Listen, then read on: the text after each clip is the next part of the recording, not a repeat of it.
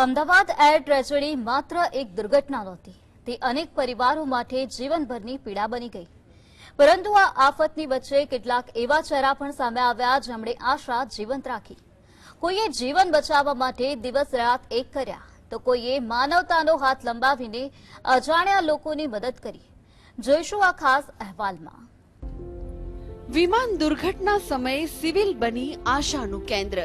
Emergency વોર્ડથી operation theatre સુધી જંગ. દરેક શ્વાસ બચાવવા તબીબોએ ઉઠાવી ભારે જહેમત. વિમાન દુર્ઘટનાના ગણતરીના સમયમાં જ અસારવા સિવિલ હોસ્પિટલ જીવન બચાવવાના મહાયુદ્ધનું કેન્દ્ર બની ગઈ હતી.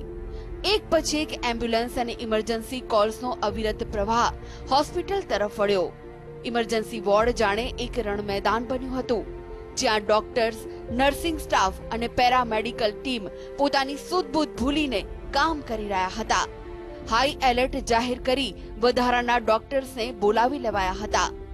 ઓપરેશન થિયેટર હોય કે ઇમરજન્સી વોર્ડ, દરેક સેકન્ડ એક જિંદગીને મોત સામે જીતાડવા માટેની લડાઈ હતી, જ્યાં થાક હારી ગયો અને ફરજ જીતી ગઈ તેવા અગણિત દ્રશ્યો ત્યાં સર્જાયા હતા.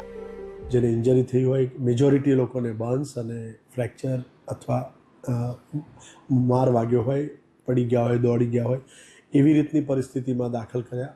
અને પછી જે હૃદયને હચમચાવી શકે એવા દ્રશ્યો ચાલુ થયા કે બર્ન્ડ આઉટ બોડીઝ લાવવામાં આવી. પેશન્ટ કેર મેનેજમેન્ટ પત્યું. દુર્ઘટના બાદ સિવિલ હોસ્પિટલ બહાર દોડી આવ્યા દેવદૂતો. ન ઓળખ ન સ્વાર્થ, માત્ર માનવતા ખાતર જીવ રેડી કરી સેવા. દુર્ઘટનાની ભયાનકતા વચ્ચે માનવતાનું એક અનોખું દ્રશ્ય પણ સામે આવ્યું. ચારે તરફ ચીસો, ધુમાડો અને અફરાતફરી વચ્ચે સામાન્ય નાગરિકો દેવદૂત બનીને મદદ માટે દોડી આવ્યા. કોઈએ ઘાયલોને સલામત સ્થળે પહોંચાડ્યા, કોઈએ એમ્બ્યુલન્સ અને બચાવ ટીમોને માર્ગ બતાવ્યો, તો કોઈએ પાણી અને જરૂરી મદદ પહોંચાડવાની જવાબદારી સંભાળી. કોઈ ઓળખાણ નહીં, કોઈ સ્વાર્થ નહીં, માત્ર એક જ ભાવના હતી, મદદ કરવાની. આપત્તિની આ ઘડીમાં સામાન્ય લોકોનું યોગદાન પણ એટલું જ મહત્વનું રહ્યું, કારણ કે ઘણી જિંદગીઓ સુધી મદદનો પ્રથમ હાથ આ અજાણ્યા દેવદૂતોનો જ પહોંચ્યો હતો. કે મારા પરિવારના સભ્યને શું થયું છે, મારા સ્વજનને શું થયું છે, અને એક ટાઈપનું અલગ મેનેજમેન્ટ ચાલતું, જેમાં એમને સાંત્વના સાથે અમારી સાયકોલોજીકલ ટીમ અને એમની સાથે અમારી પીઆરઓની ટીમ કામ કરતી હતી. એમને જ્યાં જોવું હોય જોઈ, કેમ કે એ સમય એવો હતો કે જ્યારે કદાચ કોઈને ખબર નથી કે આગળની પરિસ્થિતિ શું થયેલી હતી. આ ઘટનાએ ફરી સાબિત કર્યું કે જ્યારે આફત આવે છે ત્યારે માનવતા જ સૌથી મોટી તાકાત બનીને ઊભી રહે છે.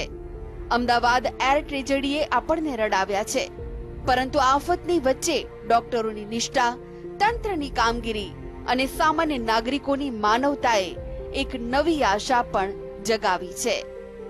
કેમેરામેન મિત ભટ્ટ સાથે જતીન બારોટ, GSTV, અમદાવાદ.